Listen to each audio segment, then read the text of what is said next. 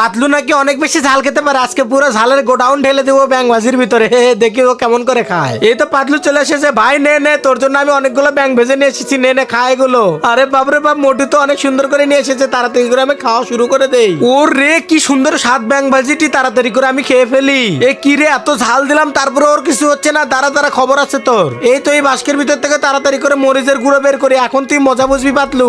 আরে এখানে তো এলাচের বৃষ্টি আছে, এটার ভিতরে গরম পানি দিয়ে চার মতো করে বানিয়ে এনেছে, আজকে ওর খবর আছে। আরে পাতলু, তোর জন্য চা নিয়ে এসেছি ভাই। ওই দেখ ওই দেখ, ওইটা কি, ওই দেখ। এই তো তাড়াতাড়ি করে এদিক দিয়ে মরিচের গুঁড়ো গুলোকে সুন্দর করে ঢেলে দেই। এই পাতলু নে নে, খা খা, খাওয়া শুরু করে দে। ঠিক আছে আমি খাইতেছি, এই তো বড় ব্যাংকটা খাবো আমি এখন। আরে ওয়াও, এটা তো খেতে অনেক সুন্দর, কিন্তু একটুও ঝাল না কমা, আরো ঝাল নেই আমি তাড়াতাড়ি করে। এই তো মরিচের রেসিপি ঢেলে দেওয়ার পরে এতক্ষণে একটু স্বাদ লাগতেছে আমার কাছে।